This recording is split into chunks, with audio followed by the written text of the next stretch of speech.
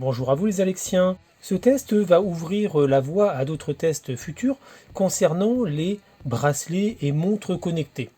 Il s'agit de l'Amazfit Band 5, donc c'est un bracelet connecté, pas vraiment une montre connectée. C'est le type de bracelet qui est fait pour vous aider lorsque vous faites du sport, mais pas forcément, c'est plutôt un suivi au quotidien de votre état de santé d'une manière générale, car effectivement il va vous proposer un certain nombre de caractéristiques communes maintenant que l'on retrouve avec beaucoup de produits de ce type, c'est-à-dire le suivi de la fréquence cardiaque, le suivi de votre sommeil, votre activité 24 heures sur 24, c'est-à-dire le suivi de pas, le suivi des calories que vous brûlez, etc.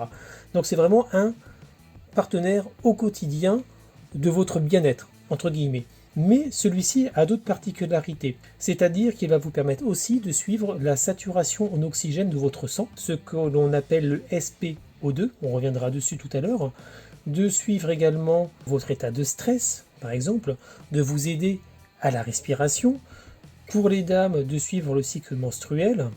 Elle est également annoncée pour 15 jours d'autonomie en mode standard, même si on voit que dans les tests on s'en sert beaucoup, on tombe plutôt vers du 7 jours, mais ce qui est déjà plutôt pas mal. Elle va vous permettre également de suivre vos activités sportives, car elle est donnée avec 11 activités pré-enregistrées, entre guillemets, c'est-à-dire la course à pied, la marche, le vélo, et des choses, effectivement, là il y a aussi à boire et à manger, comme la corde à sauter, le yoga, etc. Il y a la natation également, parce qu'elle est donnée pour pouvoir résister à 5 atmosphères. Alors 5 atmosphères, c'est quoi? Ça ne veut pas dire que vous allez pouvoir plonger à 50 mètres sous l'eau, loin de là. Ça veut dire que c'est plutôt utilisable en surface, donc pour la natation basique, pour prendre la douche avec, etc. Donc c'est le minimum pour avoir une montre étanche, tout simplement. Et autre point important, et c'est là qu'elle va prendre son intérêt ou pas, c'est qu'elle est Alexa built-in, c'est-à-dire qu'il y a Amazon Alexa déjà intégré dans la montre. Donc en anglais pour l'instant, nous avons déjà dépassé la date de la mise à jour de l'OTA qui normalement devait permettre de l'avoir en français. Il y a bien une mise à jour, mais ça reste toujours en anglais. Et avec Alexa, on est même passé sur des Fahrenheit au lieu de degrés comme c'était le cas avant. Au niveau des caractéristiques, c'est une montre qui va faire 1,2 cm d'épaisseur, 1,8 de largeur et une longueur entre guillemets de 4,5 cm auquel bien entendu vous allez rajouter le bracelet. Bracelet qui est en thermoplastique. Bon, c'est un mélange de plastique et d'élastomère. Il est plutôt souple effectivement. Le seul élément en métal est celui que vous avez ici qui va permettre de venir accrocher le bracelet pour que ça puisse tenir. Alors attention, on l'a utilisé pas mal. Avec le temps, dès qu'il est mouillé, ça démange assez vite. Donc bon là, ça dépend aussi des peaux, mais faites attention à ça. La montre a un écran, vous voyez ici la différence de couleur. C'est un écran AMOLED HD de 1,1 pouces. En fait, il fait 1,2 cm de largeur sur 2,6 de hauteur. Alors autant être clair tout de suite, on voit pas grand chose dessus. On va faire quelques essais, vous allez voir, c'est vraiment très limite. Alors quand vous voulez voir la fréquence cardiaque sur le cadran principal de la montre par exemple, ou le nombre de pas, il faut s'accrocher. Là il faut plutôt passer par l'application, qui est une application dédiée, qui s'appelle l'application ZEP. Autre caractéristique, vous voyez sur l'arrière que nous avons effectivement des générateurs de LED qui vont servir à mesurer la fréquence cardiaque, mais également le taux de saturation en oxygène du sang. Elle va fonctionner dans une plage de température comprise entre 0 et 45 degrés. Donc là aussi, attention où vous habitez. Elle fonctionne en Bluetooth 5.0 avec le téléphone. Aucun problème d'appariement n'a pu être constaté. On l'a utilisé avec un Honor qui est pourtant des fois un peu difficile à ce niveau-là. Il n'y a eu aucun souci, donc rien à dire du tout. On peut voir concernant l'aspect visuel qu'il n'y a rien de transcendant. Elle ressemble à beaucoup d'autres bracelets connectés qu'on a pu voir. Donc voilà, et là il n'y a pas eu, c'est pas là-dessus qu'elle va se démarquer. C'est vraiment sur son suivi du taux de saturation en oxygène dans le sang et le suivi du stress, par exemple aussi qu'elle propose, et avec ça embarqué qu'elle va pouvoir se démarquer des concurrents. Mais est-ce que cela sera bien nécessaire? On va le voir. La montre est aussi livrée, vous voyez ici, avec un système de charge propriétaire qui vient se mettre à ce niveau-là. Voilà, vous voyez pas les deux petits points ici. Donc on va passer dans la pénombre pour pouvoir vous montrer l'écran. Donc j'espère que ça va être assez net. Donc vous voyez ce que je vous disais tout à l'heure, il est quand même relativement petit. Si vous voulez voir le nombre de pas, la fréquence, etc., il faut quand même pas mal s'approcher. Donc ensuite, qu'est-ce qu'on a?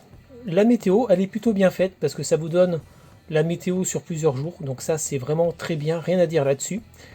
Vous avez ensuite ce que vous écoutez dans votre téléphone, donc ça vous permet d'avancer ou de reculer les pistes par exemple. Les notifications, donc attention, les notifications, ce sont les SMS et les appels, tout simplement. Pas de Facebook, pas de mail, rien du tout. C'est assez limité. Et vous avez Alexa, donc il ne fonctionne qu'en anglais. Par exemple, Hi. Voilà, donc vous voyez que l'utilisation avec Alexa en fait est en anglais à l'heure actuelle. Bon, pour être tout à fait clair, c'est quand même relativement limité.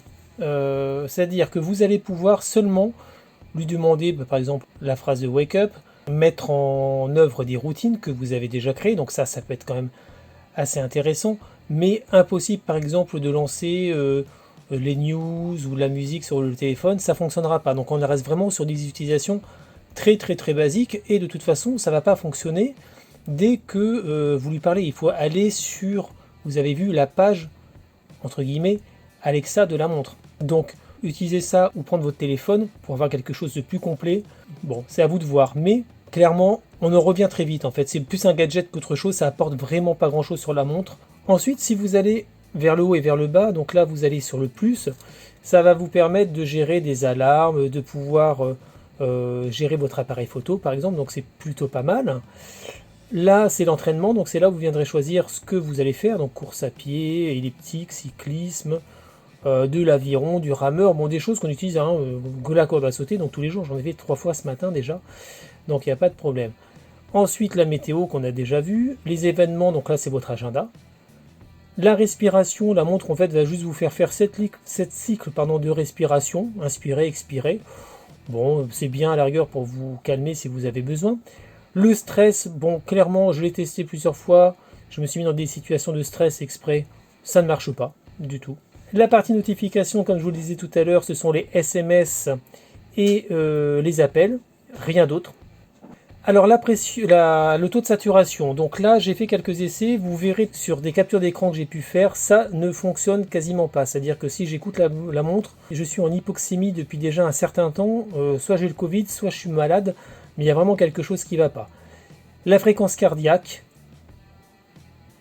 et les PAI, donc ça c'est un système propre à Amazfit pour vous aider à vous évaluer au quotidien au niveau de votre forme d'une manière générale. Voilà, donc on a fait à peu près le tour, sachant que dans l'application, vous pouvez modifier ces paramètres-là à l'envie. Donc l'application qu'on va voir maintenant. Pour installer la montre, c'est relativement simple, il faut appuyer sur le petit plus en haut à gauche, venez choisir bracelet, et vous laissez faire, donc vous activez bien votre GPS et votre Bluetooth. Et vous allez voir que ça se fait très rapidement. Là j'ai un peu coupé quand même malgré tout. Il va ensuite y avoir un certain nombre de mises à jour qu'il va falloir faire. Ça se fait, il faut compter quand même quelques minutes, mais au final, voilà, en 5 minutes, tout est installé. Une fois que ça c'est fait, vous pouvez vraiment accéder à votre bracelet Amazfit. Donc voilà les différents paramètres qui peuvent exister. Là, vous avez la possibilité dans le store de changer les faces de la montre, entre guillemets. Donc elles sont gratuites, c'est plutôt pas mal. Vous avez le déverrouillage d'écran, donc là c'est un lien avec votre téléphone pour vous servir de votre montre pour déverrouiller votre téléphone. Ça peut être sympa. Pour la partie appel, il faut donner les autorisations. Donc il faut bien faire switcher le petit module pour pouvoir effectivement donner ces autorisations, aller dans les paramètres de votre téléphone pour pouvoir le faire. Vous voyez que vous avez le démarrage automatique, le gestionnaire de batterie, etc. pour aussi ne pas trop taper sur la batterie, tout simplement. Au niveau des rappels d'événements, c'est le calendrier. Les alarmes, c'est les alarmes. Les alarmes d'inactivité, c'est vous prévenir si vous ne marchez pas suffisamment, par exemple. Les notifications, c'est pour recevoir les notifications sur la montre. Mais attention, ça ne va être que les notifications SMS et les appels. Ou les notifications de l'application en tant que telle. Pas de email, pas de choses comme ça. Le mode détectable, c'est pour rendre votre bracelet détectable. Voilà, vous avez la possibilité de verrouiller le bracelet, de changer la langue, pardon, de partager votre fréquence cardiaque. Donc voilà, vous pouvez aussi choisir là où vous mettez le poignet, la montre, pardon, poignet droit ou poignet gauche, mais également la facilité à l'activer, c'est-à-dire soit il faut lever le poignet très vite, soit le lever un peu plus lentement pour pouvoir activer l'écran. Vous avez aussi la possibilité de définir des heures pendant lesquelles, même en bougeant le poignet, il ne s'activera pas. Donc ça, c'est assez pratique pour la nuit. Il y a d'ailleurs effectivement le mode nuit que vous pouvez activer pour ne pas que la luminosité soit trop importante. Vous voyez qu'il y a quand même pas mal de possibilités hein, dans les réglages, au niveau des vibrations pour les appels, les choses comme ça. L'horloge mondiale, bon ça c'est un petit plus également. Là vous pouvez changer toute l'organisation sur la façade du bracelet. Donc vous pouvez vraiment le faire ressembler à ce que vous voulez. Donc là aussi, il est vraiment paramétrable sans aucun problème. Vous avez la possibilité aussi d'utiliser votre appareil photo via votre montre, via votre bracelet. Donc ça aussi, c'est un bon point. Vérification des mises à jour et du micro-logiciel. Donc là, c'est tout à fait logique et basique. Maintenant, voilà, au niveau des données, vous avez accès au PAI. Alors les PAI, en fait, c'est vraiment quelque chose qui est spécifique à Amazfit. Hein, c'est pour vous permettre de suivre votre activité de façon comparable. Mais vous pouvez aussi rentrer tout un certain nombre de mesures corporelles. Si vous avez une balance, ça va récupérer votre masse, votre graisse viscérale, etc., etc. Vous pouvez aussi, en cliquant dessus, avoir les dernières informations sur le sommeil, sur le stress, etc. Là, vous pouvez venir fixer des objectifs. Vous pouvez changer les paramètres d'affichage, etc. Et vous voyez qu'il y a aussi des choses qui ne sont pas prises en compte à l'heure actuelle par la montre. Donc c'est pas, enfin même pas à l'heure actuelle, c'est que c'est pas pris en compte du tout par ça. Là, pour pouvoir mettre Alexa sur la montre, il faut aller dans mes comptes, ajouter des comptes et aller ensuite sur Amazon Alexa, se connecter avec Amazon et ça se fait tout seul. Mais encore faut-il le savoir parce que c'est vraiment caché dans les paramètres et rien n'explique comment venir installer Alexa sur la montre. Donc c'est comme ça, vous le savez maintenant. Donc vous voyez, très simple, rien à ajouter à ce niveau-là. Et voilà. Alors le test de cette montre est assez particulier parce que si on regarde les tests en ligne, ils sont quand même relativement bons, mais ils se basent beaucoup sur les caractéristiques de la montre, alors que les utilisateurs sont beaucoup plus mitigés. Et en effet, vous allez voir, je vais vous partager quelques captures d'écran que j'ai pu faire, qu'il y a de vrais gros problèmes de précision de la montre. Tout d'abord, au niveau de la fréquence cardiaque, c'est un problème qui est a priori bien connu, il y a régulièrement des décrochés, c'est-à-dire que vous n'avez pas d'enregistrement. Si on compare également avec d'autres montres, j'ai fait tous mes tests en utilisant une montre Honor, donc avec GPS intégré, fréquence cardiaque, etc. Et j'ai comparé, j'avais une montre à chaque bras, et bon, clairement, l'Amazfit Band 5 avait tendance à surévaluer largement la fréquence cardiaque. Par contre, paradoxalement à ça, elle sous-évaluait le taux de saturation d'oxygène. J'avais même un moment du 84, ce qui est totalement là, maladif, clairement. Donc vraiment des précisions qui sont pas bonnes du tout. Au niveau des utilisations GPS, donc lors des marches par exemple, j'ai eu beaucoup de problèmes. Ça passe par le GPS du téléphone, parce qu'elle n'a pas de GPS intégré. Ceci dit, en cours d'utilisation, régulièrement, ça m'est arrivé que le suivi de la montre se coupe. Pas sur l'application, mais sur la montre. Ça veut dire qu'il faut regarder régulièrement et vous assurer que la montre continue bien à enregistrer. J'ai eu parfois des problèmes, c'est-à-dire que j'avais fait 1,5 km en vélo, premier test, et elle n'a enregistré que 500 mètres. Les cartes de ce qu'on a pu faire en marche, par exemple, au niveau de marche à pied, ne sont pas enregistrées, ou parfois j'ai juste le point de départ, j'ai rien d'autre. Donc vous voyez sur le bracelet Honor qu'il y a des sessions de marche, une de 4 km 86 et une de 8 km 510. Si on compare avec l'Amazfit, on en a trois. Un de 2 km 81 parce que ça s'est coupé en cours de route, et 2, parce que ça s'est scindé de 4 km 17 et 3 km 98, soit 7 km 650. Il manque 900 bons mètres sur le deuxième, celui qui fait 8 km 510. Sur la Honor, vous voyez que vous avez bien tous les graphiques avec les différentes allures. On a également tout ce qui va être battements par minute, qui monte maximum à 132. On a les élévations, on a tout ça, donc vraiment quelque chose qui est relativement bien fait.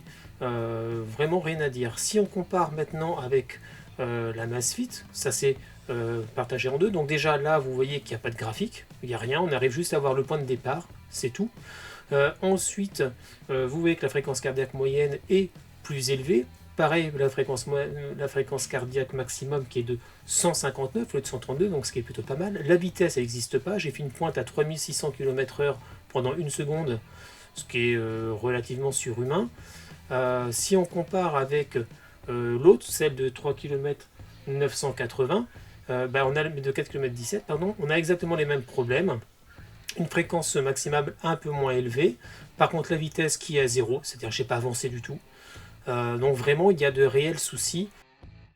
Il y a vraiment un réel souci de suivi et de tracking. Si vous voulez vous en servir pour le sport, c'est clairement pas ce qu'il vous faut. C'est dommage, elle a tout sur le papier. Par contre, en pratique, ça ne fonctionne. On va pas dire que ça fonctionne pas, mais ça fonctionne très moyennement. Et c'est vraiment ce qui est reproché et ce qu'on retrouve même au niveau des remontées consommateurs. C'est beaucoup moins cher qu'une montre Honor qui va vous coûter, vous pouvez les trouver maintenant à 115, 120 euros. Est-ce que ça vaut vraiment le coup d'acheter un produit qui va fonctionner de manière à peu près acceptable, en étant gentil, plutôt que d'attendre un petit peu et d'investir dans une vraie montre de tracking et de suivi. Donc c'est vraiment un vrai problème avec ce produit-là. On ne va pas parler non plus d'Amazon Alexa qui n'est toujours pas en français, mais sur le principe, même si ça arrive en français, ça ne va pas changer grand-chose. Clairement, c'est du gadget, point. Mais dans tous les cas, vous passez par la montre et allez chercher, entre guillemets, l'application Amazon sur la montre. Autant passer directement par le téléphone. Vous ne pouvez pas faire d'appel, vous ne pouvez pas lui demander de musique, etc. C'est plus que limité. C'est du marketing, c'est pas vraiment utile. À l'utilisation, je la trouve pas forcément très agréable à porter, ça c'est un choix personnel. Le plastique, quand il est mouillé, a tendance à gratter, à brûler un petit peu. Le suivi du sommeil, bon, ça va à peu près. J'ai quelques différences avec la montre Honor, mais rien de particulier, ça donne à peu près les mêmes valeurs. Puis chaque marque va utiliser ses systèmes de valeurs. Honor en a un, la Amazfit en a un autre. Donc bon, voilà, on ne peut pas forcément comparer, mais d'une manière générale, c'est à peu près cohérent. En conclusion, c'est très très limité. Sur le papier, c'est très bien. En pratique, ça l'est beaucoup moins. Si vous voulez une montre, prenez autre chose. C'est pas une montre, c'est un bracelet, c'est pas précis. Si vous voulez faire du sport, prenez autre chose, c'est pas assez précis. Si vous voulez quelque chose d'esthétique, prenez autre chose, parce que là encore, c'est pas vraiment ce qu'il faut. Bref, d'une manière générale, on est quand même relativement mitigé sur ce produit-là. Le suivi du taux de saturation est pas vraiment juste. La fréquence cardiaque est pas bonne non plus. À la rigueur, elle va servir pour un suivi au quotidien, mais plus pour avoir des données qui peuvent être comparables entre elles. Vous pouvez comparer d'une journée sur l'autre, etc. pour vous suivre votre activité. Là, ça peut avoir un intérêt. Mais si vous voulez chercher quelque chose de précis, non. Elle est un peu entre deux. Soit c'est une montre pour du tracking, du suivi pour des sportifs, auquel cas elle n'est pas du tout faite pour.